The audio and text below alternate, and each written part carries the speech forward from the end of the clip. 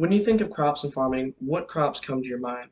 Most people would say corn, wheat, and potatoes. These are three natural choices because we eat and use these in our everyday lives. However, when I think of crops, I think of one crop in particular, that crop being soybeans. The reason for this is I currently live and help operate my grandfather's soybean farm.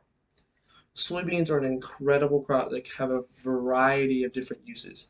They are used in livestock, used from livestock feed to dairy products to even chocolate. However, soybeans are not the easiest crop to grow and require a specific amount of conditions to be met in order to produce a high yield. So here are four factors that I believe will help you produce a higher yielding soybean harvest. The first two factors are time and weather. These are very important because you need to plant your soybeans at the proper time. So what is the proper time? The proper time is around late April to early May. The reason for this is when the days reach their climax. The highest amount of sunlight is available because the sun starts setting at 8 or 9 o'clock, which gives soybeans an extra 2 to 3 hours to grow. The reason this is so important is because soybeans are a 90-day crop, which means they are planted, grown, and harvested within a 90-day period. So they need as much extra sunlight hours in order to reach that quota. A bad time to plant your soybeans would be any time in early April or any time in March. The reason for this, especially here in Mississippi, is because we have heavy rain that comes in. And when rain comes in these times, it gets cold.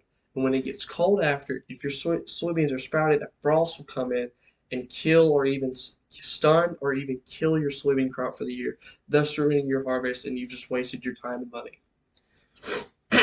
The two other factors I believe that are very important in growing your soybeans is choosing the right seed and keeping soybeans' natural predators out of the field. The right seed used to soybean farmers would harvest soybeans and then use the soybeans they used the previous year and just replant those regardless of what was in them. However, this was found out to be false because this is not a good idea because viruses and diseases would be in these soybeans that were harvested the year previous and then grown, and that would be produced the next year, and that was becoming unhealthy. So the U.S. Department of Agriculture and the company Wooster has come out over the last 30 years with 30 non-GMO soybean seed strands that provide immunity and disease and virus protection to these diseases and viruses that have plagued previous soybean farmers. They also claim to require less nutrients and can be grown in harsher conditions, making them more widely able to be farmed.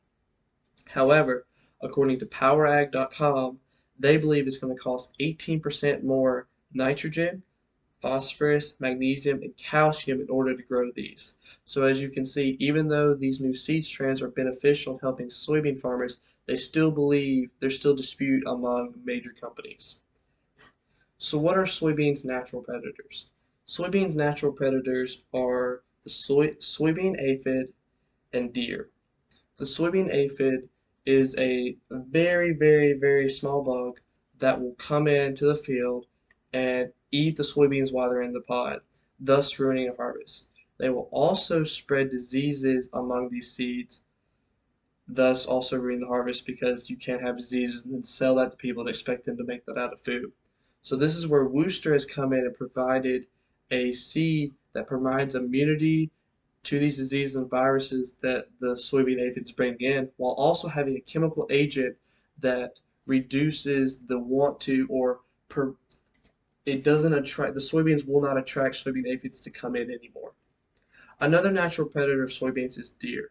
Deer are a major problem, especially to soybean farmers down here in the south, because 20 or 30 deer can come in one night and wipe out an entire field of soybeans when they're only this tall.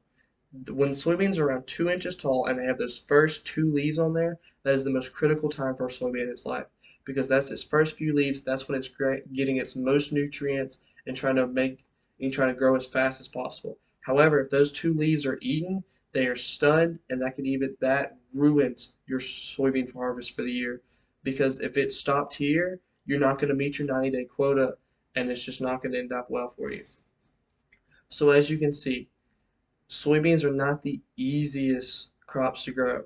However, if you follow the four factors, by planting them at the right time, doing your best to use the weather to your advantage, using the proper seeds, and keeping soybeans predators out of the fields, you can increase your soybean production yield, thus making you more money and making a better crop.